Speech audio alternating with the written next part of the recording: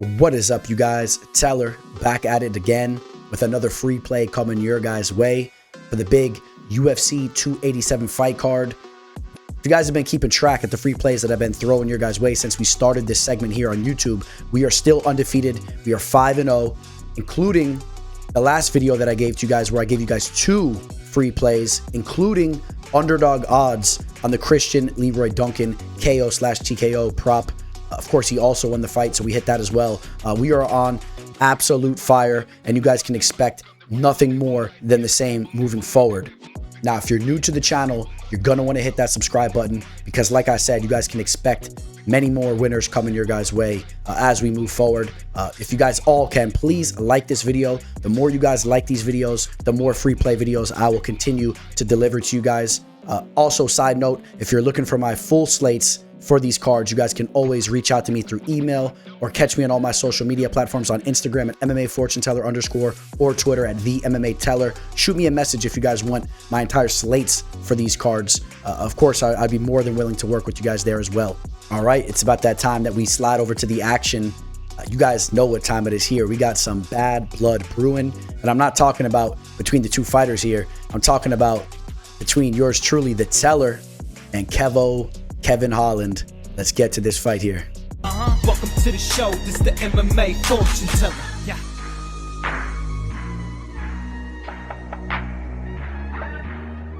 The MMA fortune teller. The teller. So taking place on the main card, we have a fan-pleasing matchup between Kevin Holland and Santiago Ponzinibbio. The fight taking place in the welterweight division. Santiago Ponzinibbio, now 36 years old, coming off a huge comeback knockout victory against Alex Morono, where he finished him in the 3rd round. If you guys remember, he was hurt, he was wobbled multiple times early on in that fight, but again, showing the willpower and the durability, once again, digging deep and taking the victory there.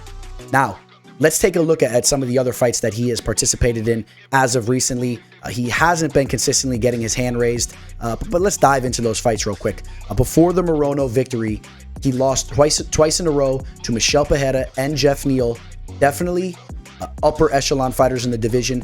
Both of those fights were split decision losses, and many feel that he could have won either of those, but more specifically, a lot of people did feel that he defeated Michel Pereira in that fight. Before that, had a great victory over the very young and talented Miguel Baeza. Before that, he had a knockout loss to Jingliang Li, the Leech. Now, he was finished in that fight. I want you guys to remember that. He was finished in that fight via knockout, but there is an important narrative that he has had throughout his career, which will circle back to that fight. Before that, victories over the likes of Neil Magny, Mike Platinum Perry. Shout out to Platinum Perry. He'll be taking on Luke Rockhold over in BKFC here very soon. If you guys didn't check out the press conference, go check that out. That was fun. Before the Mike Perry victory, knockout victory over Gunnar Nelson, you guys know he's a stud. Victories over Nordine Taleb, Zach Cummings, Court McGee. If you want to go all the way back to 2015, he was the first ever man to defeat Tarzan, Sean Strickland. At least he was Tarzan back there when he had the hair and whatnot. These are accolades that are not to be overlooked. Santiago Ponzinibbio is without a doubt a true stud in the fight game. Now, what about the ever so dangerous Trailblazer? What kind of work has he been putting in over the last couple of years? We know he's coming off 2 losses. In his last fight, he wasn't able to answer the bell for the 5th round. He took a lot of damage against the aged Wonder Boy. I had the pleasure of watching that fight cage side, and you guys know I was licking my chops watching that take place. Kevin Holland breaks his hand in the fight, but again, it wasn't just a broken hand. He took a lot of damage, and he was really outmatched from the very beginning of that fight there. Before that, takes a fight with Khamzat Chimaev on hour's notice. Kind of hard to put him to the fire for that performance. We know Khamzat is just really a stylistic nightmare for a guy like Kevin Holland. Kevo, before that, 2 victories against Tim Means and Alex Oliveira. Both aged fighters as well. Fighters that are way past their prime and that have consistently made very questionable decisions in the octagon throughout their careers there. But if depending on how much credit you want to give them for those 2 victories there, And then we had the Kyle Dawkins, Marvin Vettori, and Derek Brunson losses in a row before that. I'm definitely considering the Kyle Dawkins fight a loss. Some of you guys can chalk that up as a no contest if you want, but I know what went on there. Those were the last 3 fights that he had in the middleweight division. We know that he is now working on stabilizing himself in the welterweight division. Now let's take a second to put the haterade down on the table and talk about some of the things that Holland does very well. Without a doubt, he is a natural fight finisher. We take a look at it throughout his entire mixed martial arts career. Within 34 pro fights, out of his 23 victories that he's had, 11 have came by way of knockout/TKO. He's also snuck in 8 submission victories. And not only has he done this throughout his entire career, if you take a look throughout his UFC career, fighting the best of the best, he has a 52% knockout/TKO ratio throughout his victories, as well as a 30% submission ratio, with only 17% of his victories coming by way of decision. Again, Holland is without a doubt a true fight finisher, and that could potentially give Ponzinibbio some issues, as we have seen him being landed on and being a little bit more vulnerable to strikes throughout the last couple fights that he's been in, as he does get up there in age. So as we mentioned how dangerous Holland is to finish a fight, we need to talk about how durable Pons has been throughout his pro career. Out of 35 professional fights that Ponzinibbio has participated in, he has only been finished 2 times, both via KO/TKO. He has never been submitted. And again, out of 35 pro fights, this man has only been finished 2 times. You take a look at the names of the 2 men that were able to get him out of there. The Leech, Jinglang Li, was able to hit him with the first round KO back in 2021. And then back in 2015, he was finished in the second round by a very slick striker in Lorenz Larkin, who is still showing to this day that he is a very dangerous striker. So respectable names, but more importantly, the man just doesn't get finished. Now, I do want you to take that with a little bit of a grain of salt, because as we mentioned earlier, Pons has kind of been declining a little bit defensively. He has been taking more damage over his past 5 fights. And within those last 5 fights, he was also finished. We talked about the Leech knockout there. So you do have to be a little bit cautious that Father Time isn't catching up to him, and Holland is maybe able to capitalize on him there. Now, let's say hypothetically that Holland does not land that fight-ending blow in this fight. How are these 2 men going to fare against each other in a 15-minute war? All right, Santiago Ponzinibbio averaging 5.02 strikes per minute on average in the UFC. Holland averaging 4.06. Pons showing to have put off a little bit more activity throughout his career.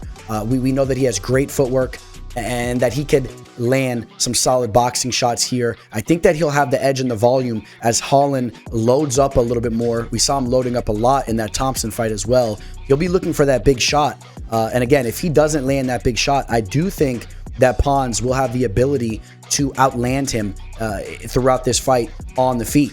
Staying on that premise, if this fight were to go to a decision, also take note here, Kevin Holland, out of the 9 fights that he has been in that have went the distance, he has only won 4 of them while losing 5. So slightly losing more than winning fights that go to a decision. Where on the other hand, Santiago Ponzinibbio has won 7 of the 10 fights that he has been in that have went to a decision, with some of those decision victories, as we mentioned earlier, being very controversial. Some people believing that he should have won some of those fights. Again, just proving that if the fight does go to a decision, he puts a lot of volume out there. He shows to have the heart of a lion, and he usually does pretty well in decision type fights. So again, just if this fight does go to a decision, I think it favors Ponzinibbio. Also noting that in some of those fights that went to a decision for Kevin Holland, he was absolutely dominated in.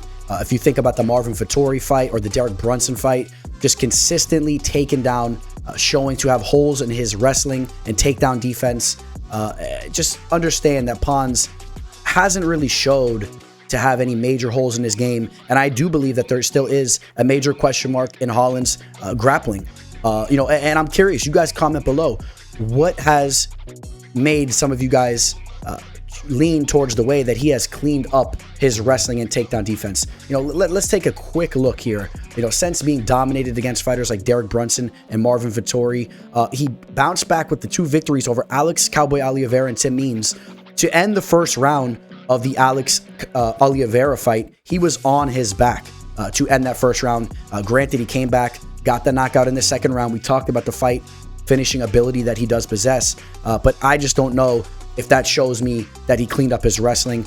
He went in there, he pulled off a Darce choke against Tim Means, a very aged Tim Means. His wrestling has really never been that much to talk about. And then again, after that fight, Khamzat goes in there and throws him around like a rag that's about to be used to wipe a car down. Like you're tossing it over to the soap bucket. So what makes you guys lean to believe that the wrestling has been cleaned up? I think there's potential that Santiago gets on top of him at some points in this fight and maybe uses his wrestling to solidify a round or two. Now, before we slide over to the free play, let's cut to the chase. How do we see this fight playing out? I think that there's a very realistic possibility that Kevin Holland will be loading up on his shots, looking to put Ponzinibbio out. Now, that could be to his detriment, as Ponzinibbio has shown to be a very durable fighter. And you also take into consideration that he has some real kickboxing skills. His boxing is very polished up. I think that he has the potential to out-volume Holland on the feet. You also have to note that he throws some very dangerous leg kicks. Kevin Holland is very tall and lanky for the division, and those legs will be there to be teed off on. Again, Ponzinibbio has shown to really attack the legs of his opponents, and I think that that could pay dividends. You also take into consideration the 2 question marks that Holland still has coming into this fight, which is his takedown defense. I think there is potential for Ponzinibbio to end up on top of him, controlling him in that field there, solidifying a round or two. Also, Holland just broke his hand in his last fight. I'm curious to see how that hand holds up. Ponzinibbio, we talked about the durability. Maybe one of those shots or those strikes that Holland throws grazes off the top of Ponzinibbio's head, and maybe you see that hand coming into play once again. These are all major question marks as we slide over to my free official play coming your guys' way, which is going to be a 1-unit underdog play on Santiago Ponzinibbio. I locked this in over a week ago, well out from the fight at plus 230. We have seen action coming in on Santiago Ponzinibbio. He is roughly a plus 205 underdog right now. I've seen him as low as a plus 200. On some books, you can still find him around that plus 215 range. I think that the value is still there. Like I said, I think there's a real possibility he goes out here and gets the job done from a lot of the factors we've talked about. But now, as we take a look at the betting line, the value is just there, in my opinion. I think that this line should be a little bit closer. We have seen Kevin Holland come into a lot of his fights as a considerate favorite, and I think that also has to do a little bit due to his polarizing personality, the fight-ending ability that he has. People kind of gravitate towards him. But when you really take a step back and you analyze the betting line, I think that the value is on Santiago Ponzinibbio. Now, let's see how this play takes place. There is a realistic possibility. I'll be sitting here eating my words if Holland lands that big shot. But I am willing to throw this underdog play towards your guys' way. If Santiago Ponzinibbio comes through, you guys know we'll be having a blast here on the mic after this fight takes place. It'll be a lot of fun. And let's see if we can push the streak to 6-0 here on YouTube with the free plays coming your guys' way. We have to spice things up. We got to take a big-time dog, and then we could really be, waving at the crowd on the side of the truck as we go through the parade. Again, the Monday or the Sunday or Monday after this fight takes place. We'll be having a blast here. All right, guys. Please show some support. Hit that like button, subscribe to the channel, hit the comment section up below. Let me know what you guys think about this play. And let me know if you're riding with me. Are you guys riding with me for this free play? Or is it just a little bit too steep for you guys and you guys are rolling with Holland and you guys want to see Big Mouth shut the teller's mouth up over here? You guys got to let me know where you stand. Either way, much respect to you guys. I hope you guys all have a beautiful week rolling in to the big UFC 287 fight card. Enjoy the fights. Teller, signing out.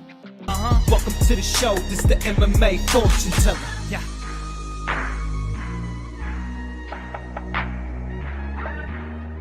The MMA fortune teller. The teller.